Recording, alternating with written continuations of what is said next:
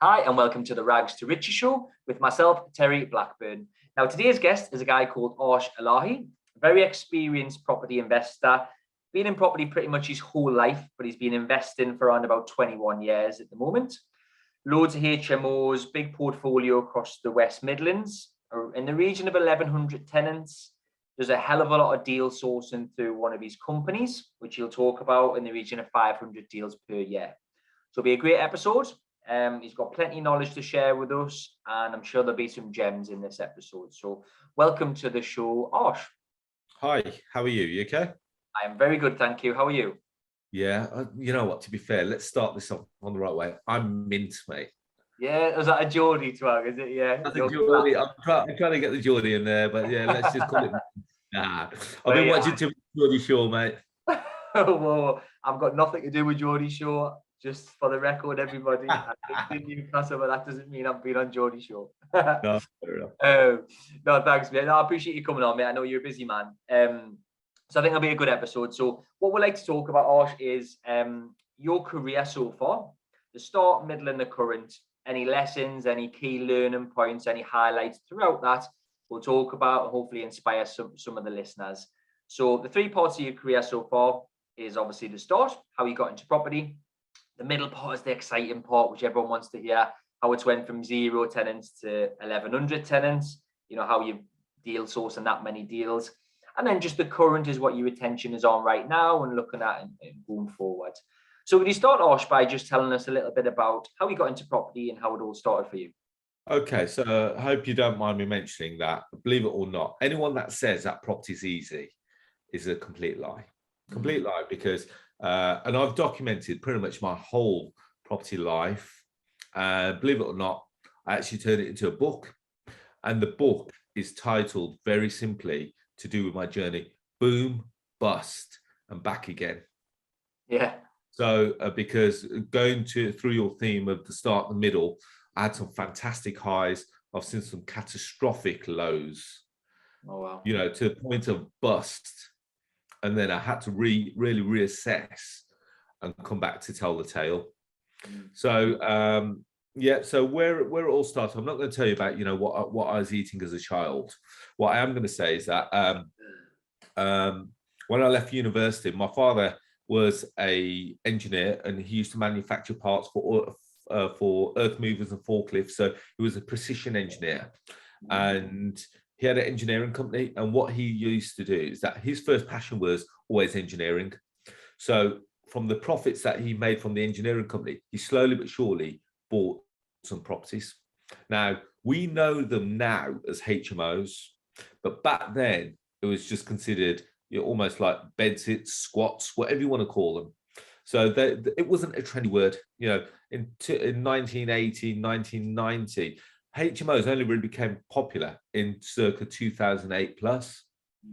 So I've been involved in HMOs since 1984. Now, why can I be so specific? It's because I was born in 1980, but from the moment I could walk, I've known nothing else but to be a landlord. So, you know, because I was the shortest one in my family, I was the one closest to the 50 pence machine on the floor. So every Friday evening after I finished school, I would go around with my dad and empty those 50p machines. Now, we weren't systemized. He used to give me a massive bunch of keys, go and open that one. And every 50 pence machine had a little padlock. So there I was with the keys, etc. We never thought about labeling them up. That would have been too easy. There I was every Friday evening, you know, trying. And I thought I would have memorized the keys, but I didn't. And yeah, it took ages. But that became part of my learning as a landlord. So when I left uni, you know, fast forward now to the year 2000, when I left university, I had two kind of questions as to where I could go in life. I had a bit of a passion for music, so I was quite a good DJ, and I DJed professionally for quite a few years. DJed in many countries around the world, played for some big brands as well. And I had the option of continue DJing, or I had the option of helping the family, shall we say, in the property business. And when I considered it, I thought, well, DJing sounds glamorous, but then how long is that going to last? and is that gonna forge away a career for me? And I kind of thought not. It was fun, and it was fun. But I decided, let's think long term. Let's think about strategy and a business that I can potentially retire in and live a comfortable life. So I decided to go down the property route. Now, when I started property, my father at this point, he had a handful of properties, which again, remember, are HMOs, and again, still at this point, they weren't trendy at all. So it was more so the old school landlords that bought properties, converted it to rooms. They didn't have HMO licenses. They didn't have fire alarms. They didn't require any of that back then. There was no HMOs. There wasn't any red tape. The red tape started kicking in around 2005. So, to create a HMO, there was no Article 4, there's no licensing. It was phenomenal. It was a brilliant time because, there wasn't any Section 21 or Section 8. It's the case, mate, off you go.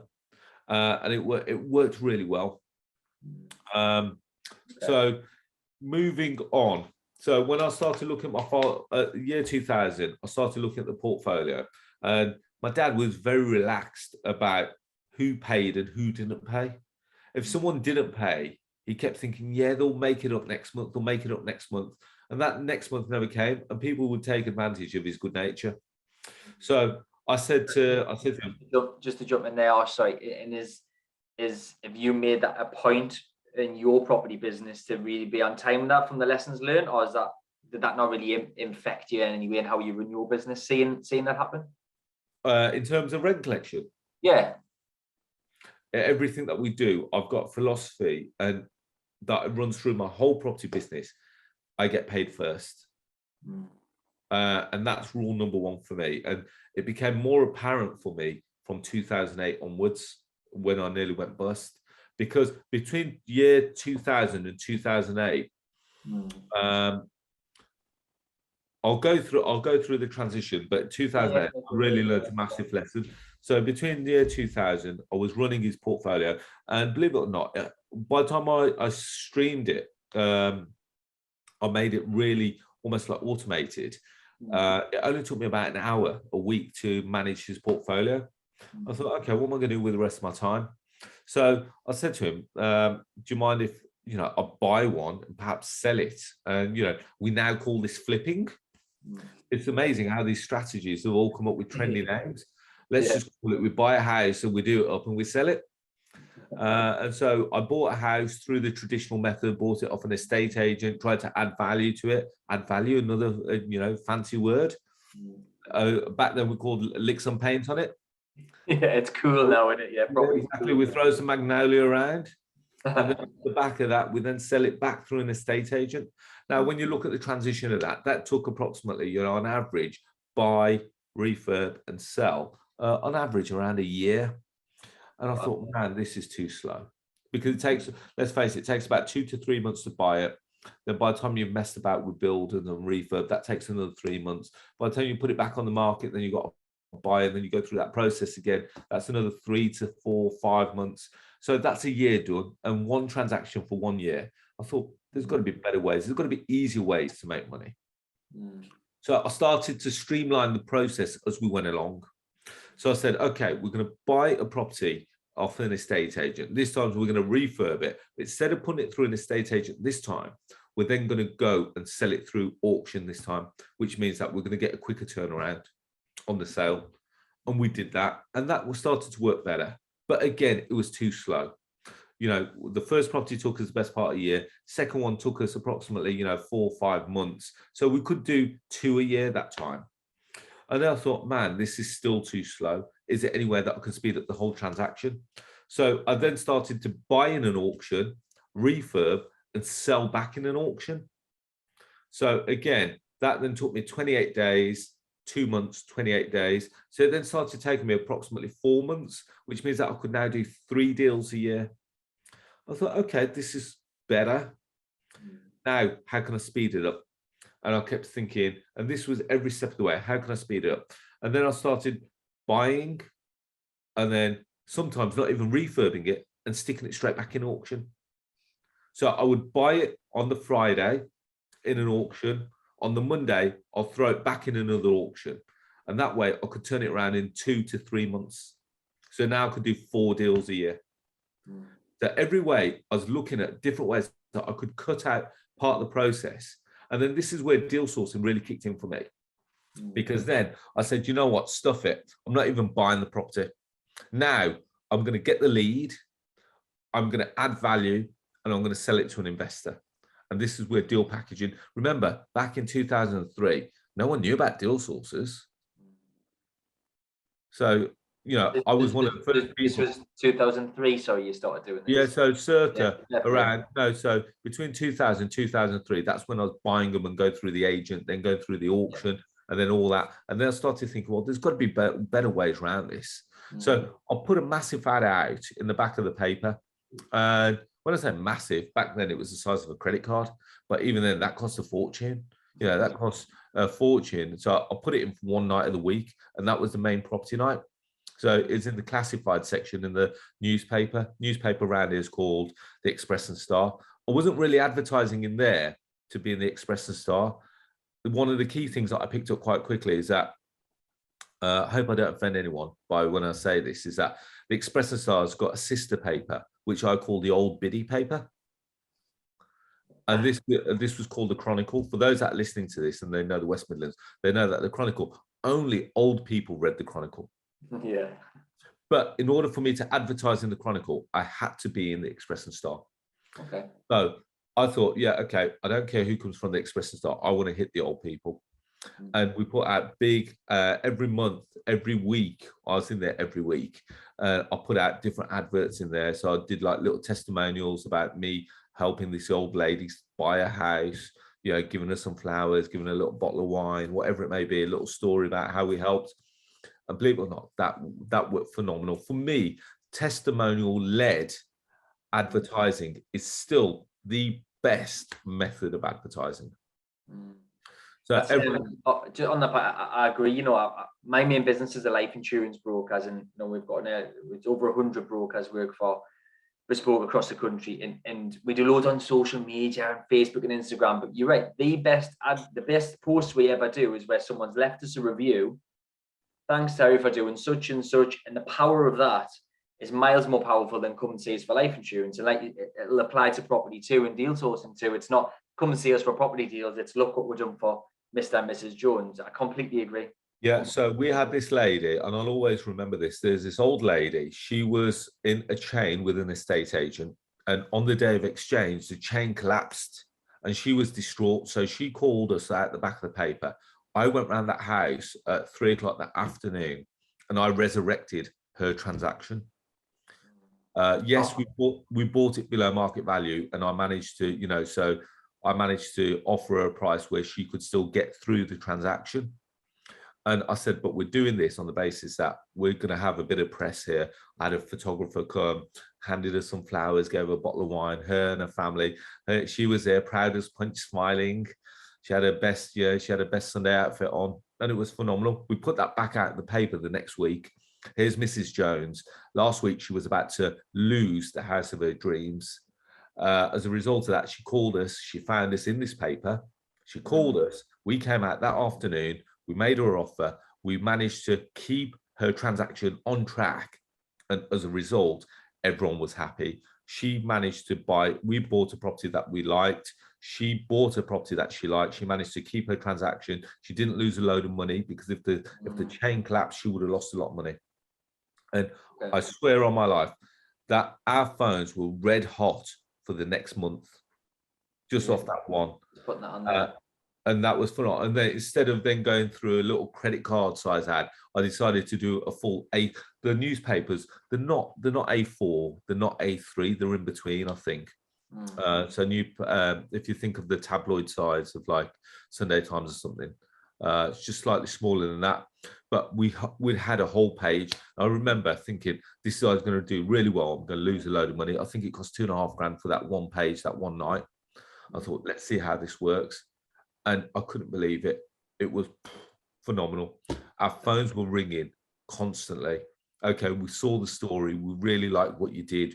We really liked how you helped this lady. You know, we're in a similar predicament.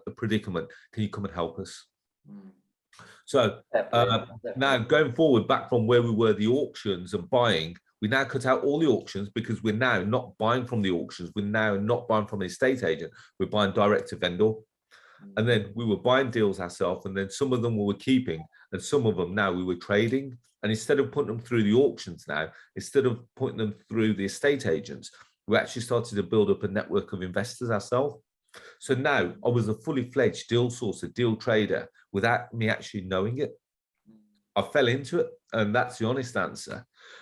So there's some deals that I didn't want. And so what I would do, I would go and meet the old lady and negotiate. Let's say it's worth 100 grand. I would go and negotiate somewhere within 70 to 75 grand.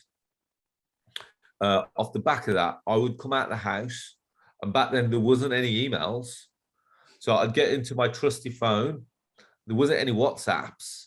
I used to use a bulk SMS system.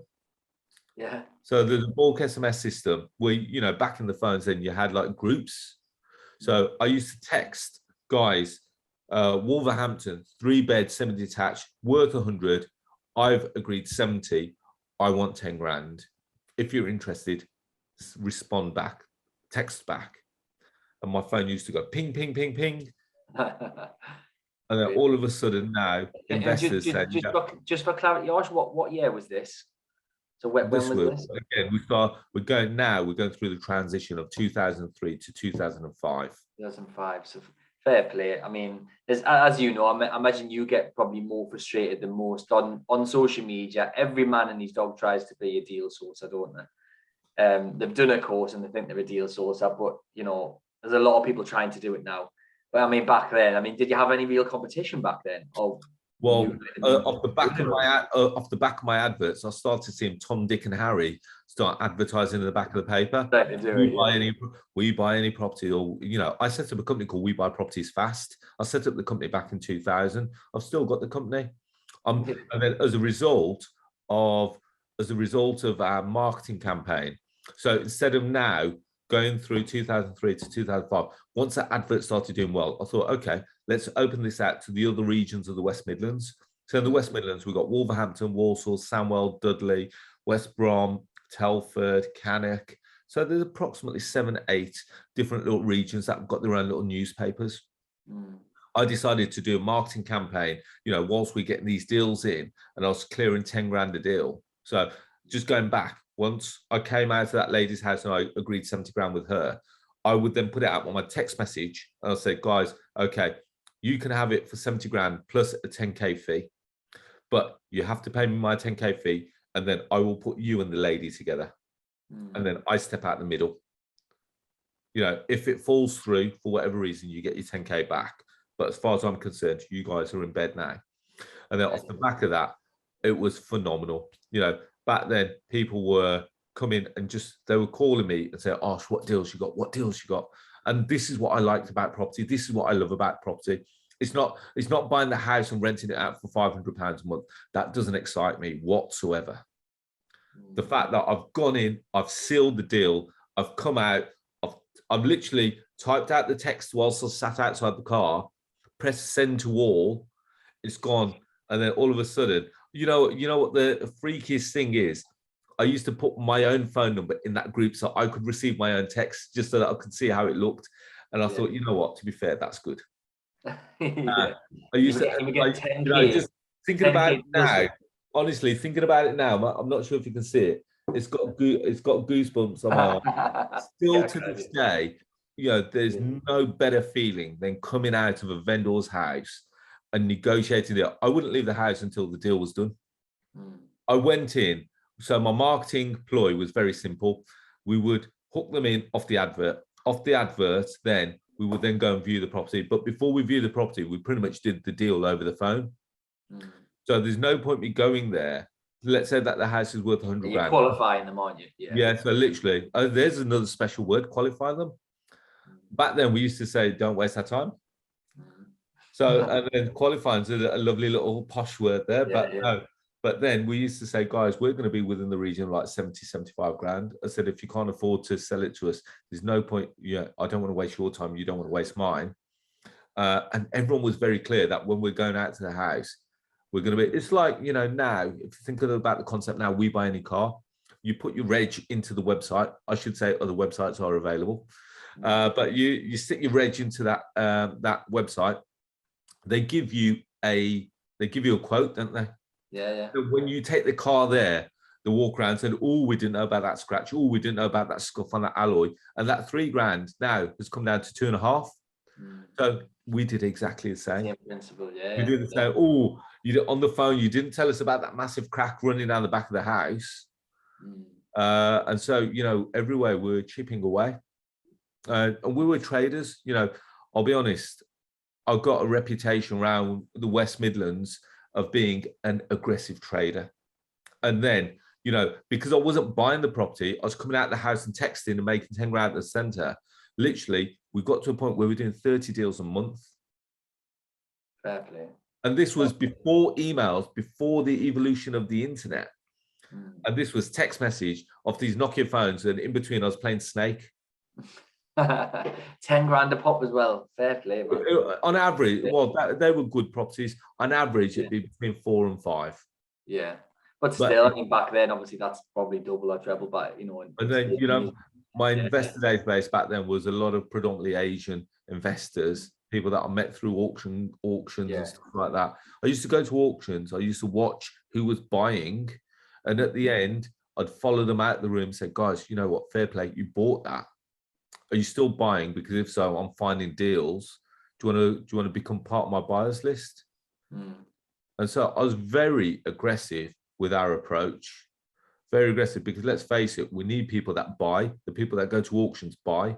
I was watching who was bidding, and the people that were bidding, that lost out, said, I used to approach them and say, guys, okay, you lost out on that one. Are you still looking? Have you still got cash?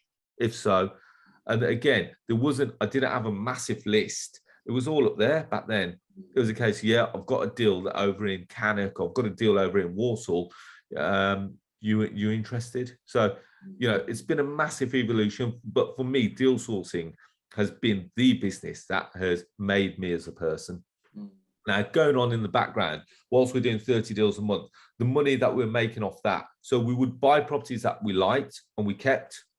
The properties that we didn't like, we traded. That was my philosophy. Keep what we like, sell what we don't. Now, off the back of that, I was in business with my 2 brothers, and off the back, they said, well, the money that we're making off this, shall we now start developing? So going back to 2003-ish, up until 2008, they started a development company. And the development company was where we're buying pieces of land and we were developing into apartments. So we've seen the boom now. We started seeing the boom. We're now about to hit the bust, because the development thing is the worst thing I ever did. Really? Worst thing we ever did. Because think about it, trading, deal sourcing, there was no risk attached to it. When I came out of that lady's house, all I was saying is that, yeah, we've got you, we're going to buy the property at 70 grand. What's the worst that can happen? I don't sell it to my investors. I then go back and renegotiate. And when you think about it from a logical point of view, when an estate agent comes to your house to value your house, are they guaranteeing that they're going to sell your house? No estate agent can guarantee you that. So in the same way, we phrased it, we told the little lady that we just negotiated with that we're not the buyer. And off the back of that, that was when we said to them, what I'll do is I'll find someone that will buy your house. You'll still get your 70 grand. And anything that we make on top of that is deemed our commission. And everyone was very clear on that. Yeah, so when we walked in, they knew that I wasn't the buyer. So they can't call me saying, Arsh, where's the contract? Where's the contract? What's happening with the legals? Everyone was very clear from that point of view. So moving on. So we started putting the profits that we made from the trading business into a development company. And, you know, for the first few years, it did well. We bought a plot of land and we built 24 apartments on it. So we started small. We bought a plot of land and we built 2 houses. We sold them. We made some money. Off the back of that, we then bought a plot of land and we built 24 apartments on it. And, you know, for me, I thought this from the outset, I thought this was hard work. The reason why I think it's hard work, and I'm very clear on this, and if you're doing developments on this, you know, you may sympathize with me, you may think I'm talking absolute nonsense, but this is my opinion. That as a developer, you're the last person to be paid. So when you're buying a piece to do a development, you've got to buy the piece of land, which means that money's going out. You then got to go off and get planning permission, which means that you're spending money on architects, planning fees, the rest of it. Then you've got to do ground investigation reports. Then you've got to start getting everyone in place so that you can build the goddamn thing. And then you've got to go through the whole process of the build process. Then you've got to get it all signed off, and then you've got to go through the sell process. Now, if you've got lending on these buildings, every step of the way you're paying out. Now, your profit on that job generally is around 20%, maybe 30%, depending on how well you bought the land. Which means that your profit in that job is generally the last few units on that site. Now, the people that are buying these, generally, they're not going to buy the crap. They're gonna buy the best units first, and you can't really control which units you're going to hold back. If you're going to hold back the best units, you're going to tarnish your site. So what we found is that buyers were coming in, they're buying the ones that they liked, and then we were stuck with the crap. When I say the crap, it's just the last few units. And we found that we were starting then to discount the last few units just to get off site, which means that in actual fact, as a developer, I actually became a motivated seller. And I thought, well, hang on. And then, the profit margins start to dwindle down because everyone wants a bit of a discount. You start to give incentives. The last few, if you're stuck on a site with the last few units, you then start putting carpets, you then start putting coverings and all that kind of stuff. And I thought, hang on, we're still making money, but it's a long way around about making money. Way to make it. Yeah. It's a good point, and it's a different angle. A lot of people are saying the other way, aren't they? A lot of people are focusing on development, but I actually agree. I certainly haven't done loads of developments. So then all you're doing is you're shelling out cash, you're hemorrhaging cash every month until that development's paid. The first people to be paid are the contractors. Well, no, first people to be paid are the bank, then the contractors, and everyone else. And the last person to be paid is you, the developer. And you're the one that's put your neck out on the line for all these people. And so, is that how you nearly went bust then? Was that because of the development? Or was it what it was? So no, that development sold, 24 units sold. We started to get cocky. And that's the honest answer. Because my two brothers, they will then start going out buying more sites. You get to the point where you think you're almost like you're untouchable.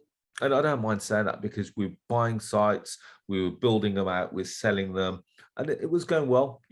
We got to a point where we had an MD, we had land directors, we had junior land executives, we had a whole sales team, we had our own legal team.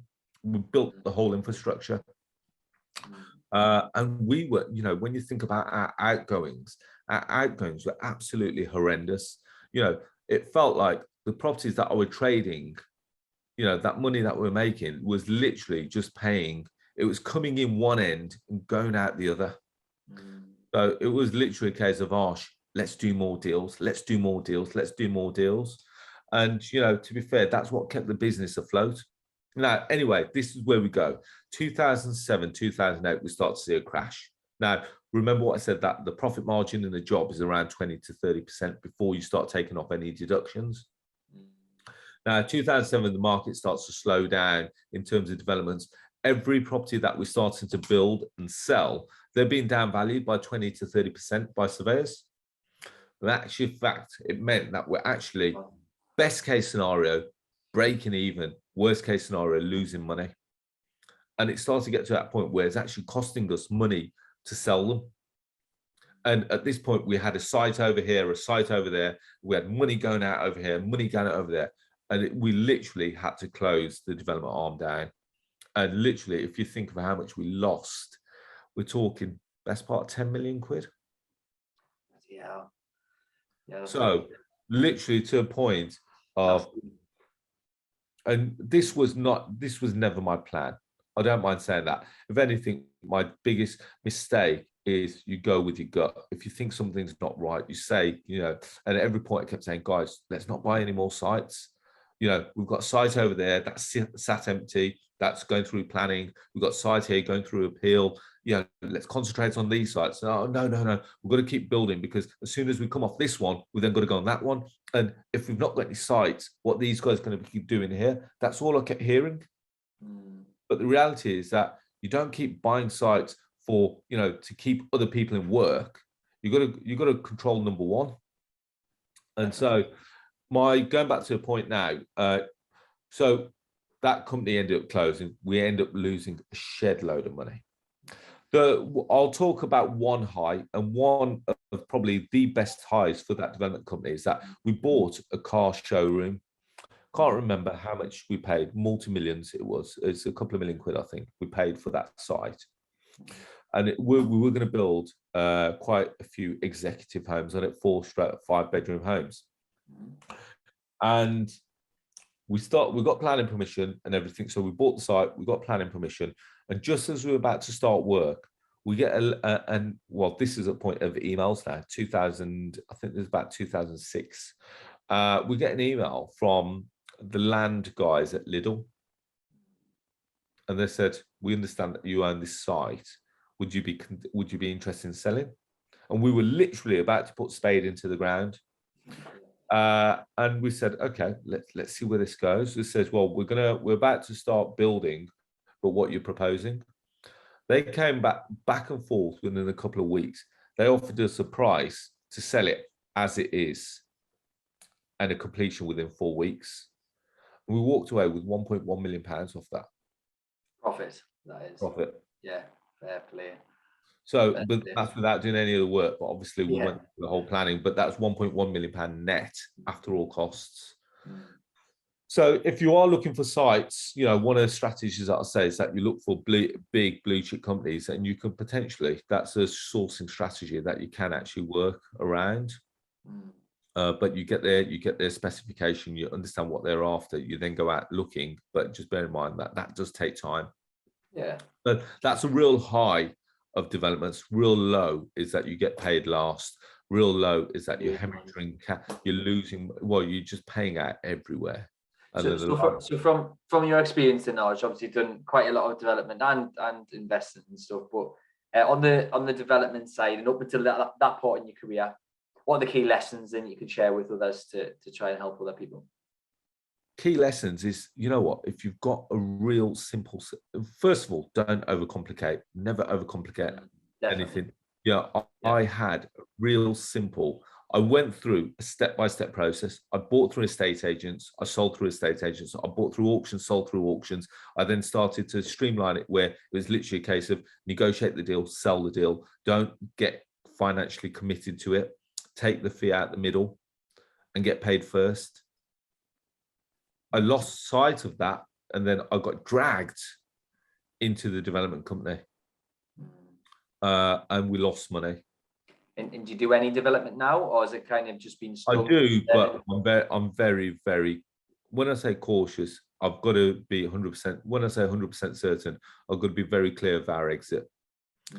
I've got to be very clear of the exit of the product, and more important. So I've got to have the plan B. So I always go there, is that if they don't sell, can I keep it for my portfolio? Is it something that I want to keep for my portfolio? Will I be able to get my money out? And so I already have all the ducks lined up. So I've already got my, I've already got the mortgage product lined up, so that at the end of it, if it doesn't sell, I can refinance and get all my money back out. I've already got the valuations stacked up ready. So everything is there. So I finished, we're talking about 2021, built a couple of houses, 2 4-bedroom houses from ground up. We've actually sold those. But again, because our margin on that was around 45%, I knew that we had a really high chance of selling, making decent money. If not, I knew I can definitely get all my money back out. Before that, I did a block of 6 flats. So I am still refurbing. I'm still buying. I'm aggressively still buying, you know, over the last 3, 4, no, where are we? We're in 2022. Between 2018, 2017 to now, let's say a 5-year period, I must have bought myself best part of 100 properties. 100 properties. Fair play. And what, I know I'm sort of bouncing around a bit in terms of the order of the career, but what's your main strategy right now? Is it HMOs? Is it a bit of everything? Or? So I started my career with HMOs. I started my career as bloody skivvy, if you want to call it like that. Skivvy, yeah. That was definitely labour of love, man. That was. Yeah. You just got to do what you're supposed to at that point, though, mate.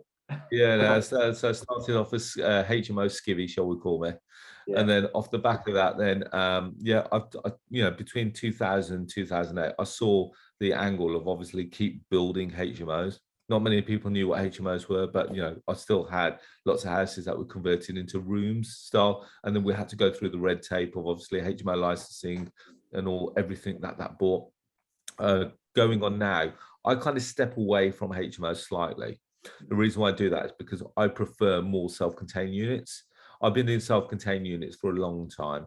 So when we talk about self-contained units, each room's got its own little kitchenette and en suites. And the reason why I do that is because predominantly I think that tenants stay longer when they don't share anything, when they don't share their own kitchen, their own bathroom, when they're not having to share the kitchen or the bathroom.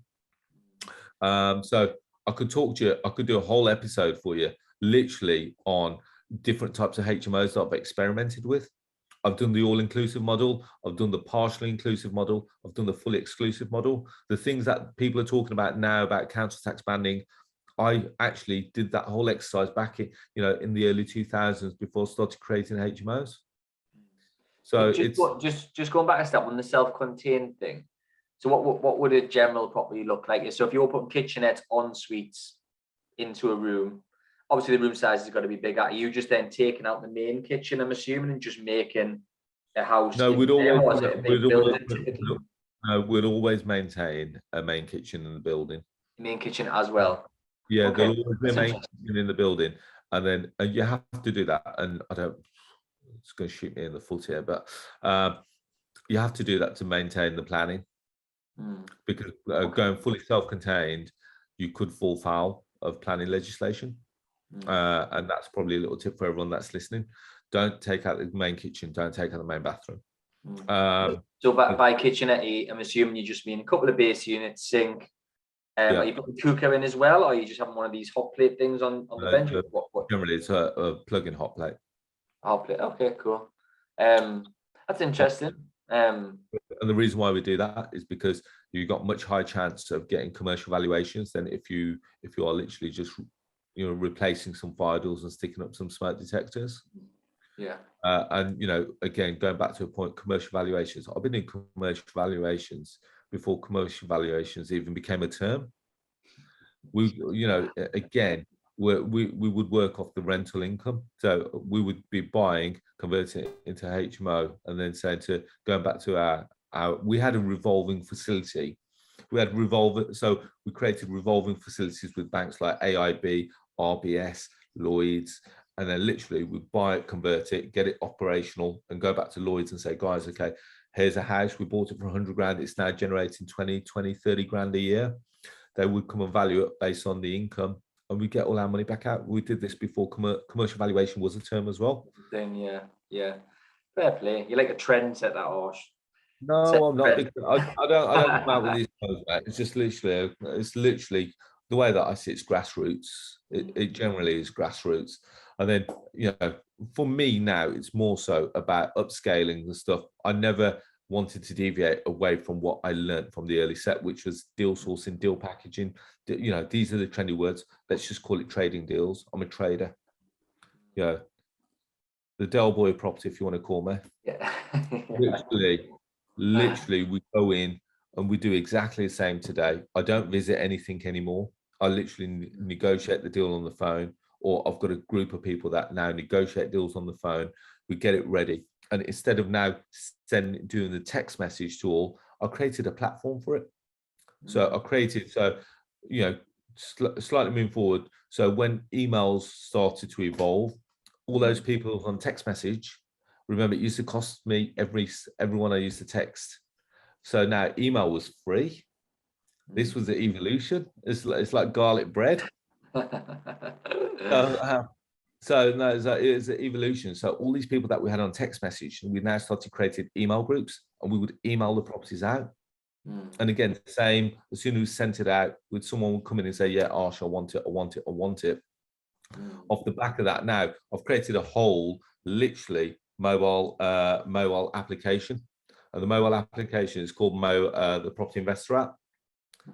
So literally, it's on the App Store. It's called Property Investor, and we launched that over 2 years ago. Now we've got nearly 40,000 buyers on that platform. So for me, it's about scaling it. So instead of now, going and emailing people now, it literally, we've moved away from email. We've now gone to prop tech. And off the back of that, now, every time we release a property, it pings you. And then again, we get every property that we release, we've got about 20 to 30 people that want it. So we're now scaling that. And that's how we've got to 500 properties a year. This year, I've pushed the boat out. I've said to my team, I'm only trying to hit 1,000 properties this year. 1,000 properties. Sell 1,000 properties through the app. Yeah. So if you look at that, that's 40 properties a week. That's a lot. There is 40. Is it 20 properties a week? 1,000 properties, 50 years, 20 properties. 80 yeah. So we're on average doing between 5 and 10. Last year. So why not? Exactly. So we've got all the systems and everything set up, and now it's about scaling that up again. And my vision. So what my wife asked me over Christmas, she goes, what is it that you want? She goes, we've already got quite a sustainable income. You're financially free. Another trendy word. Financially free, and all that kind of jazz. Where do you want to be? And I said to her, this is going to sound really arrogant, but I want the Property Investor app to be a household name like Rightmove and Zoopla. And I said, that's all I want to do. No one's ever done anything like that. No. So I want it to be the household name for property investment deals. And I think we've got that at the moment. When I say we've got that, when you look at property tech in terms of applications and the Rightmove Zoopla on the market, I think we sit 4th or 5th in the league table. So I think we've done a good start within 2 years. Where we're going to be in another 5 years, God knows. Who knows? Fair play. And what's your sort of? I know you mentioned your strategy. You're doing loads of different types of HMOs and things. So I had a brief conversation before we went live about your strategy about paying your debt off over time. Are you still doing that? Because I think that's quite an interesting angle that I think people want to hear about. Again, back in 2007, when we nearly went bust, the bank literally forced my hand and said, "Arsh, okay, we've taken all your cash. You still owe us some money." And I thought, okay, shit, where's this leave? I said, we know you've got properties and we know that you've got equity. So we're going to start to look at taking these. And I had to have, believe me, I had to have lots of sleepless nights. I had to have many very dark conversations with receivers, administration companies, banks that were literally knocking on the door saying, cough up. So I said what we did is that we come up with lots of financial payment plans. And back then, everything was on, this crystal ball. I see property investors and even property gurus now still keep saying, oh yeah, don't worry, interest only, interest only, interest only. And I said, back then we were on interest only. And when you buy, for those that don't know, when you take out an interest only mortgage, you're actually only paying the interest. You're not actually paying down any debt. So as far as I'm concerned, now you're gambling on that property being worth more than what your debt level is when you come to dispose or exit. And when we look at that, when we have a look at what's happened in the world over the last 2 years, okay, the property market has not taken a beating in terms of values. In actual fact, it's gone up. Yes, I agree with that. However, when you take that property out, when you take that property loan out for 25 years and the average term is 25 years, how can you guarantee that we're not going to go through more pandemics or any other issues. You know, the financial markets go up and down. We go through peaks and troughs every few years, and that's cyclical. You know, we can see that. But in essence, the way that I see it is that you're gambling, that you're hoping that that property is going to be worth more than your debt level when you come to dispose of it. So I wanted to be in a position when Lloyd's came to me and says, Arsh, we don't like the level of debt that you're at. And back then, you know, when the property market crashed, we were probably geared around 90, maybe even 95%. Oh, wow. So we were geared really highly. Yeah. And I said, and they said, guys, that says, we're going to start to push for you to sell these, or we're going to call you in. And when we talk about call you in, we're going to call you in as in, we're going to push you to bankruptcy. Yeah. I had these chats, believe me, I had these chats. And there was day after day where I was having a call with AIB, I was having a call with RBS, I was scouring around, seeing what are the funding available to get me out of this mess. So I structured, I went back, I sat to them and said, guys, we need to have a conversation. We need to get everyone around a meeting. I said, you know, and I was very clear. I said, you want to put me into liquidation, do it in liquidation, but you're not going to get your money back. And when I say you're not going to get your money back, by the time you've sold your properties under a fire sale, you're still going to be owed money. But I've got other solutions. And what we did, we restructured the debt. And instead of it being on interest only, I then structured it. I showed them what the property portfolio was producing, and it's producing good cash flow. And I said to them, well, if you restructure the debt where it's now coming down every month on an interest, not an interest only basis, on a capital repayment basis, I think we can get to a point where over a period of time that we will be zero. And this was back in 2007. As we record this, we're in 2007. We're in 2022. So we're 50, how many years are we in? 15 years. Yeah, 15 years, yeah. So over a period of 15 years, I structured that debt down to a timeline. And they said, Arsh, what kind of period are we looking at? And I said, I'll tell you what, why don't we structure the debt? And this is, they thought I was flipping back crazy when I mentioned this. I said, let's structure the debt for the 11th of November, 2025. And they said, that's a really random date. I remember my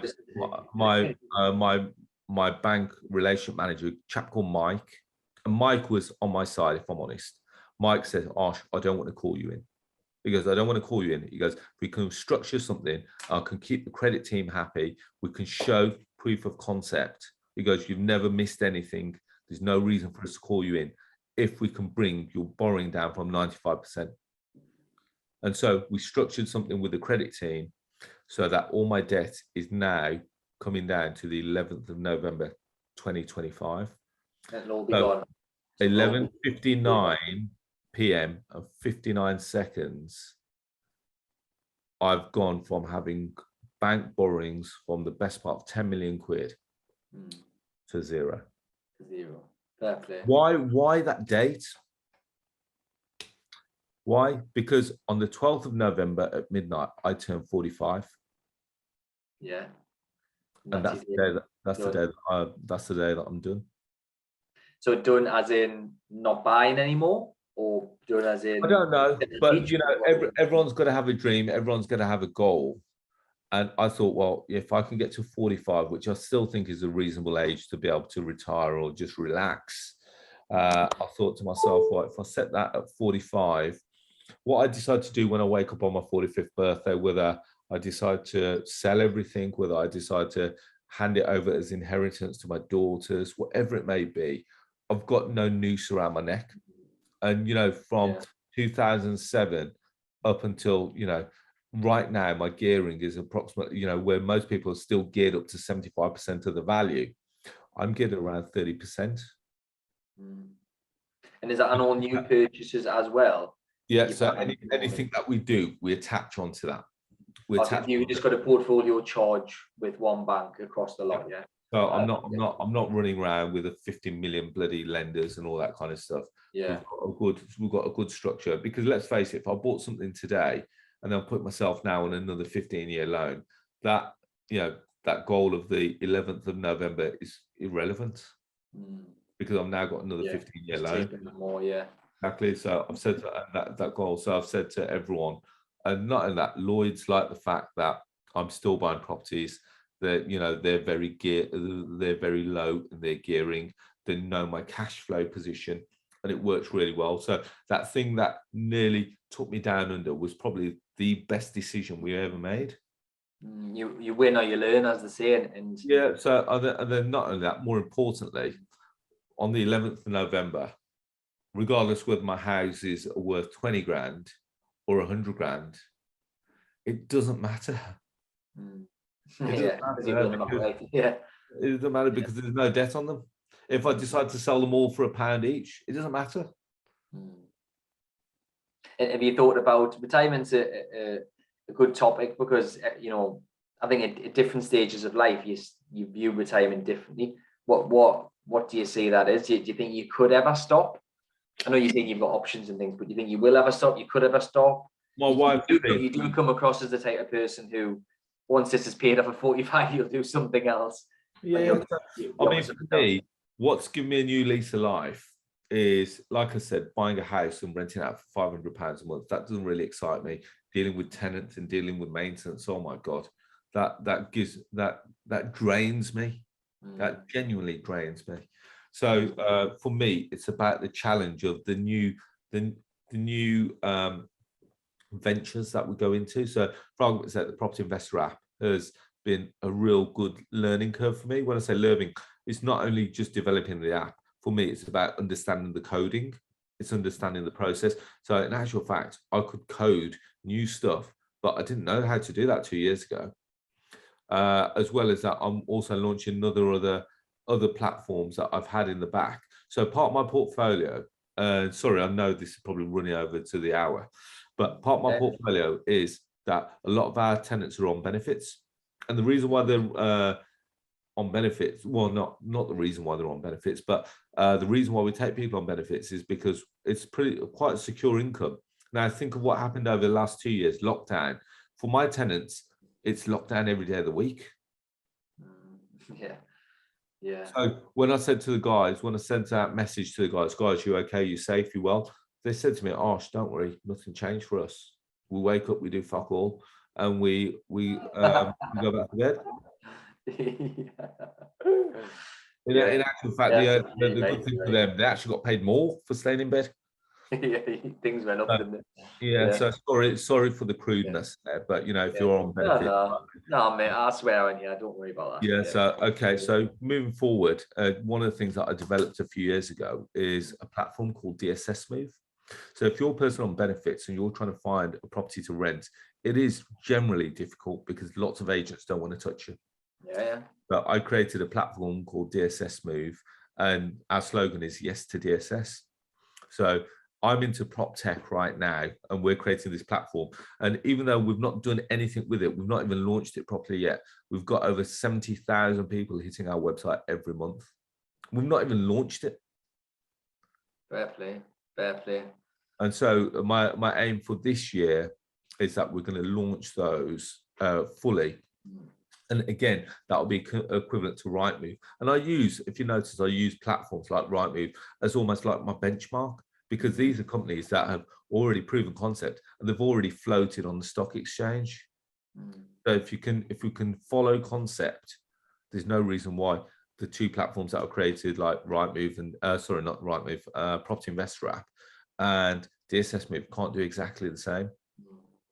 Yeah, man. No, I like that. It's fair play. You've had a exciting career and done a lot of different things, and it's great to hear your story. Just a couple of last points, just for conscious of time. So you're sourcing this volume of deals on a weekly, monthly basis. I'm sure there's people who will be listening to this. What's your key tips, key advice on deal sourcing? I know you've already mentioned some. Any advice on that? Key tip number one. Can I put it bluntly? Definitely, yes. Cut out the crap. So I get lots of people approach me and said, "Oh, Shaka, I've got this great deal," and all they've done is that they've gone off and they've found it on Rightmove and they've sent me a link, and I've got no issue with that. But then what they've not done is that they've not done all the homework in the background. So someone sent me a link last week and they found a property, let's say in Birmingham, and they said, oh, this house can become a HMO. And I said, okay, tell me about Birmingham. What do you know about Birmingham? Oh yeah, this house has got lots of rooms. It's in a great location. I said, do you know if that area is Article 4? And he goes, what's Article 4? I said, so first thing that you need to do is understand the legislation. Yeah, Number one, understand the legislation. If you're going to source, and yeah, I get lots of deals get sent to me. We see hundreds of deals every month. People send us stock and we turn away 80% of it because it is just pure crap. Pure crap. And it's not worth a penny that they're asking for. So rule number one, do your research. Do your research. And more importantly, rule number two, if you are working with an agent, don't lie to them. And I'm gonna stick up for estate agents right now because we get people come to us and say, "Oh, you've got the deal, but I've got an investor for it." And we see our deal being circulated back to us where the figures are completely off. Really? Completely off. So every week we see a deal that I've put on the app. Someone's then gone on the app, got all the details, now put it out to their investors. And then let's just imagine the finder's fee was $5,000. The purchase price was 190 grand. The finder's fee was $5,000. It's come back to us where the purchase price is 230 grand and the finder's fee is 10 grand. Bloody hell. And it's crazy. So, and there's no exclusivity. And I know they can't deliver that deal because they've not got mandate on that deal. So you've got to do your research, but more importantly, make sure you can deliver on what you can offer. So if you are dealing with estate agents, again, make sure you've got that level of exclusivity or they know what you're doing. Yeah. Because ultimately, you're just wasting your time. You're wasting your time, you're wasting my time, you're wasting your investor's time. And all it takes is one deal. If you put a deal out and you can't deliver on it, you've just lost credibility. Yeah, I think that's a great point. Great point. I think, so a lot of people I've heard them on podcasts, I've heard them on YouTube and whatever, where they say, that they'll put an offer in on a property, they'll say it's in their name, send the estate agent their proof of funds, and then they'll quickly send it to as many people as they can. When they're misleading the estate agent on the buy, saying it's them who's going to buy it. Yeah, I've heard it all before. I'm sure you have a lot more than me.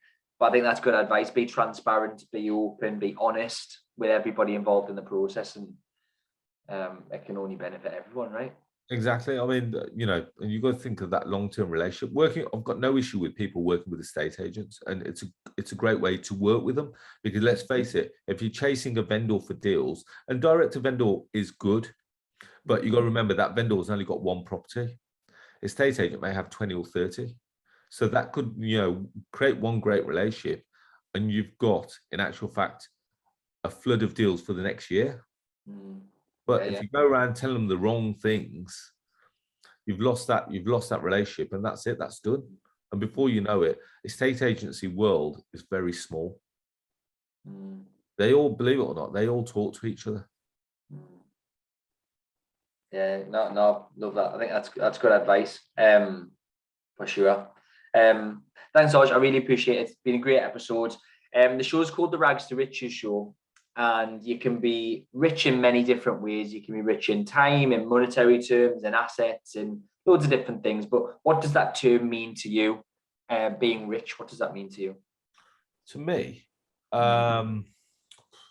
rich to me now is more so about being able to do what I want, where I want, with who I want.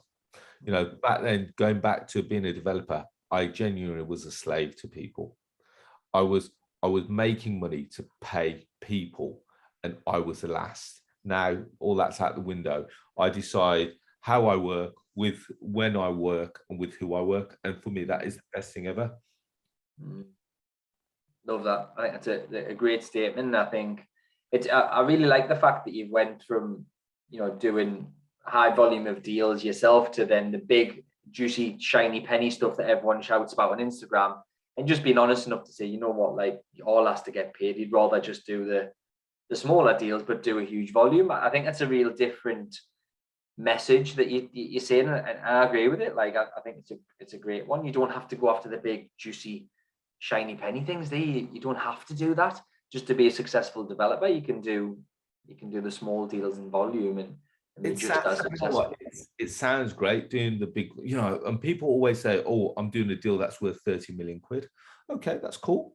That's cool. But what's that going to net, and how much time is it going to take you to generate that? Exactly, yeah. And more importantly, and I look at it from a return on time invested, not only return on capital invested. And if I think it's going to take me a year to pull that deal off, I then think, what else could I do in that year? And okay, I also look at it from a point of view, how much stress is it going to cause me? And is it worth the stress? Is it worth the time? More importantly, what's at risk? If I'm having to do a development deal where it's 30 million pounds, how much money am I going to have to put in? If I can, let's just say that produces me £1 million, whatever it may be. If I do, let's say 20 deals where it's going to make me £1 million, if it's not cost me anything to make that £1 million, but it's then going to cost me a lot of money to make that £1 million, I'd rather not put my money in and still make it. Yeah, definitely. Honestly, I think the message is great, and it's coming from someone who has been around the block and done it for many years and done pretty much most strategies. So I think hopefully some of the listeners can relate to that and think, are you thinking a bit too big? When just because it's a big deal doesn't mean that it's the right deal, and it doesn't mean that it's the most profitable deal. You might be able to make more profit doing 4 smaller deals in the year opposed to 1 big one. It's been a great episode, Arsh. I've really, really enjoyed it. I'm sure the listeners have too. If anyone wants to reach out to you, if they want to follow your journey, follow what you're getting up to, your app, what's the best way to get in touch and reach out?